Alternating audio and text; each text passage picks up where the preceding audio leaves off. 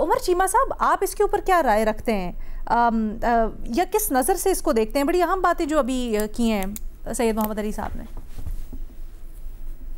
अलीना, मैं जब बांग्लादेश की बात होती है, बांग्लादेश और भारत के आपस में ताल्लुकात और जो उनकी आपस में हिस्ट्री है, तो न जाने मेरे ज़हन में एक पैरेलल ड्रॉ होना शुरू हो जाते हैं कि एक कंपैरिजन आ जाता है कि जिस तरह पाकिस्तान के अफगानिस्तान के साथ ताल्लुकात हैं, इसी तरह इंडिया के बांग्लादेश के साथ मामलात कि पाकिस्तान की अफगानिस्तान में मुदाखलत भी दहाइयों पर मबनी है और ओवर द टाइम हमने एक अपना हक समझना शुरू कर दिया।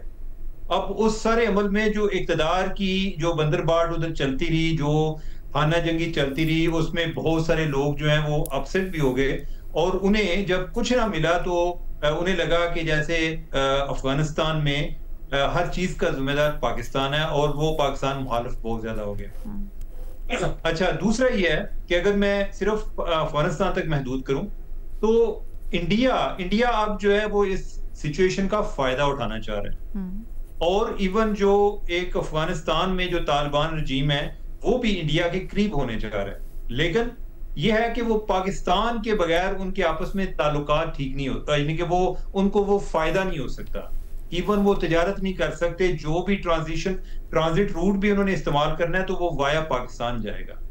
अगर हम इसी चीज को उधर ले जाएं तो हम बांग्लादेश के जितने भी करीब हो जाएं तो जो उनका लैंड बॉर्डर लगता है ना वो इंडिया के साथ लगता है।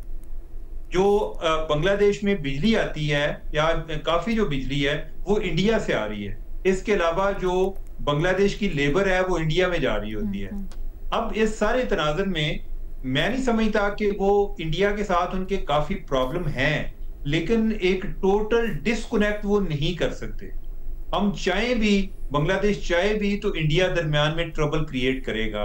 ठीक है, अभी जिस तरह एजाज बात कर रहे थे कि हम चाह रहे हैं कि उनके साथ हमारी परवाज़ें शुरू हो जाए, लेकिन जब वो जो इंडियन स्पेस इस्तेमाल करेंगे तो इंडिया उधर दरमियान में रुकावट खड़ी कर सकता है या करता है।